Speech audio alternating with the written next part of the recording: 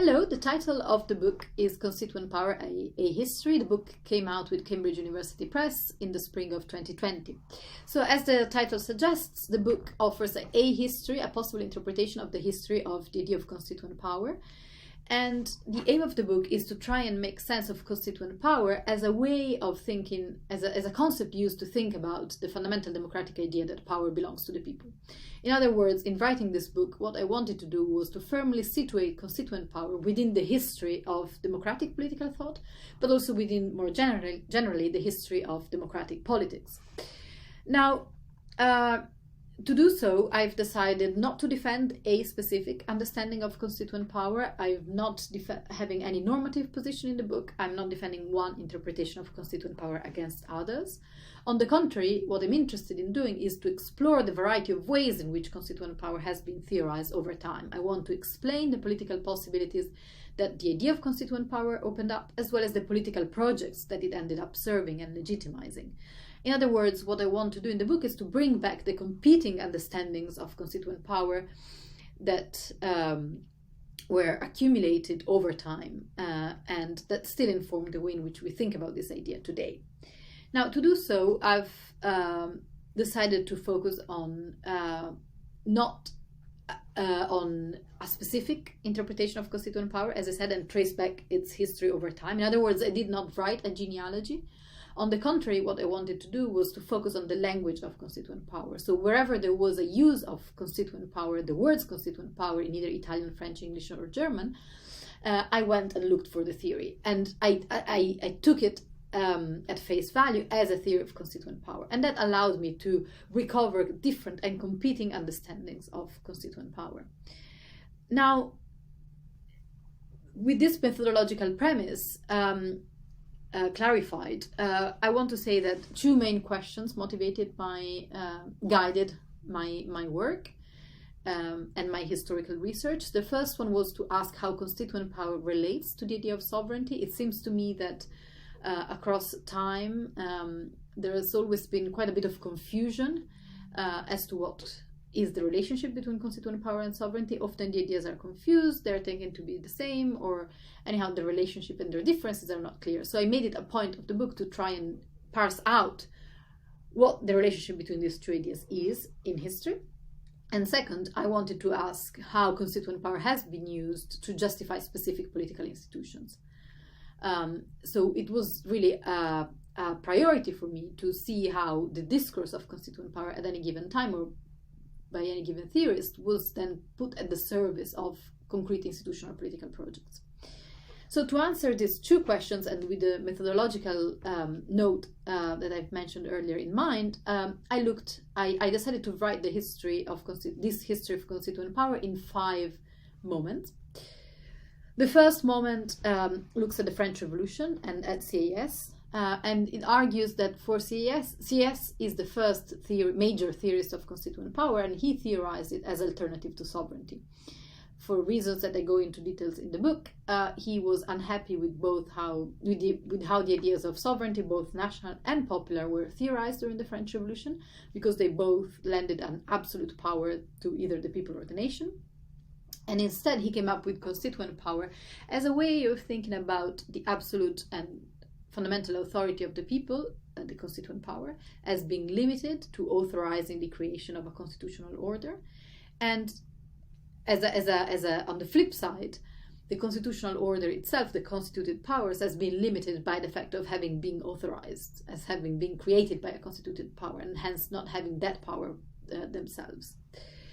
This, in turn, I argue in the book, was used by Sieyès to justify a set of institutions that changed over time, and they track some of that history too. But let's say that Sieyès believed that a theory of popular power as constituent power required a monocameral legislative assembly, it required a monarchical head of state, and a constitutional jury, which is, one might argue, at the origins of today's idea of a constitutional court.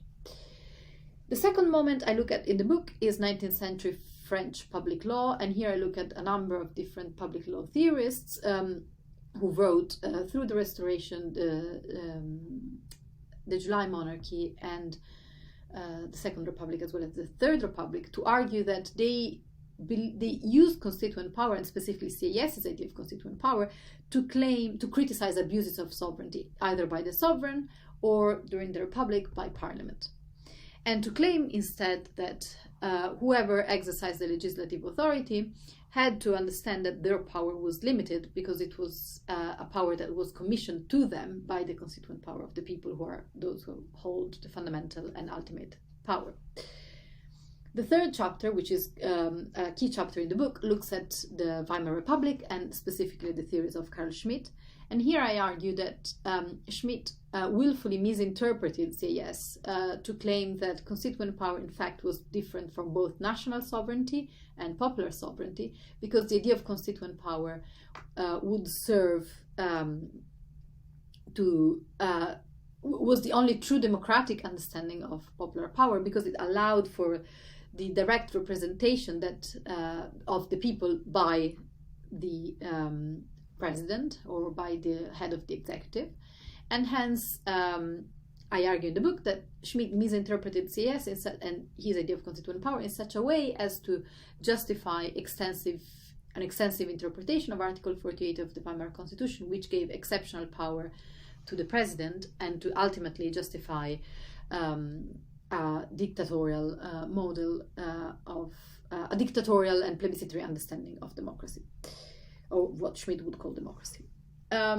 The fourth chapter of the book looks at post-war theorists of constituent power, and more specifically, I look at three thinkers: Georges Vedel in France, Ernst Wolfgang Böckenförde in Germany, and Costantino Mortati in Italy, whom I argue also distinguish between constituent power and sovereignty by arguing that sovereignty is a state function, whilst constituent power pertains to the sphere of political concepts insofar as it theorizes the need for popular participation within a constitutional state.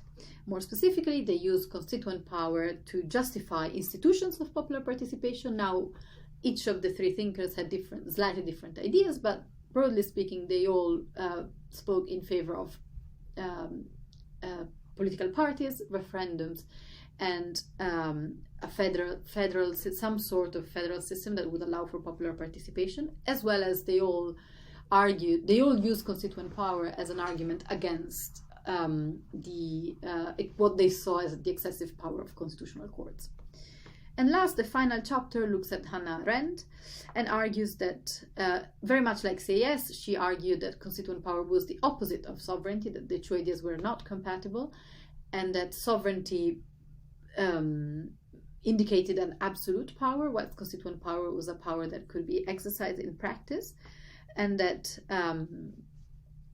as such, would lend itself to a truly republican system. And more specifically, she argued that constituent power could be used to justify her own understanding of her own theory of a council republic.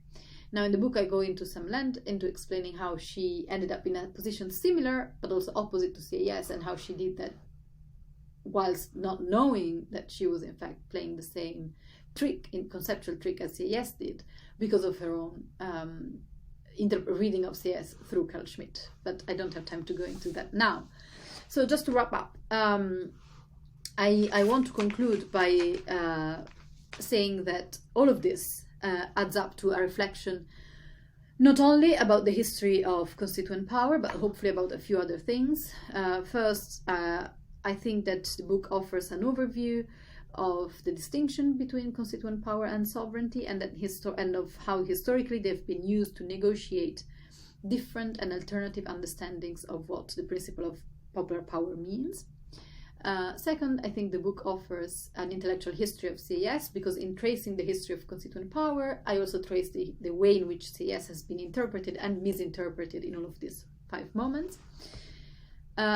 In addition, I think that it offers an overview or a discussion of how given institution of democratic politics, more specifically parliaments, constitutional courts, the referendum, the plebiscite, parties, and electoral laws, have been discussed, evaluated, and ultimately justified or criticized by appeal to the idea of constituent power.